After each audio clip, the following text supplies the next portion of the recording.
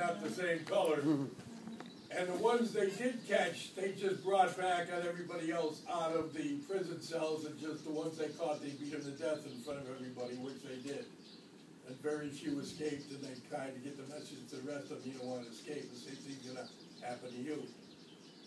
So they tried to let McCain go, and you probably read about that during the last election. He didn't want to go. He said, I'm going to go when the ones that were caught before me in prison before me go, because it was first in, the first out.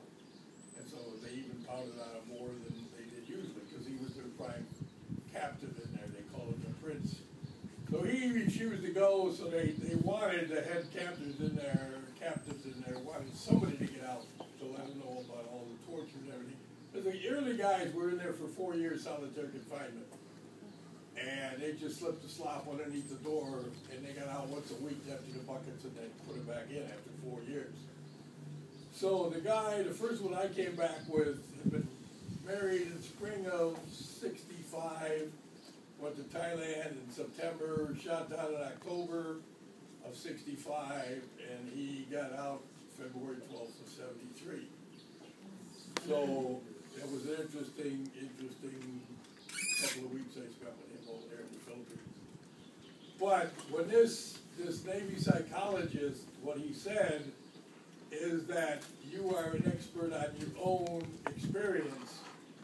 And he said, don't sympathize with them, empathize with them. In other words, put yourself in their position.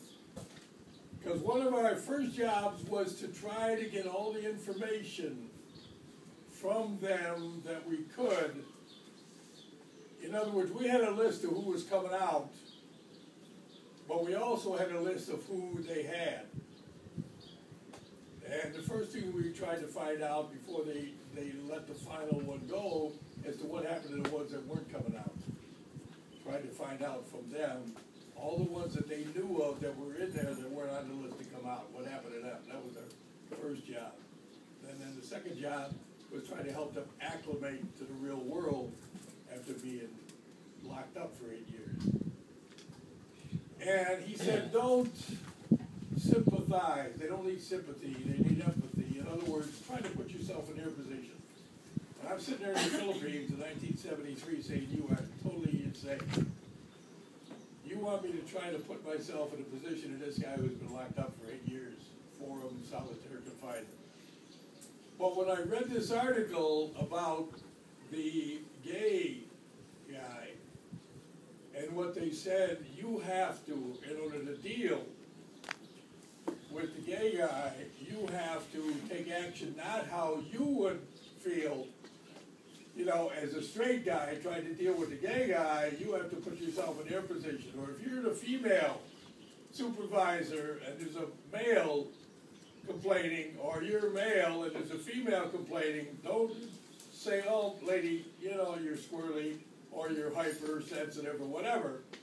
You have to put yourself in their position, take action based on how you would feel as them, and document why you took the action you took, not as how you would feel, but how you think they would feel in the same situation.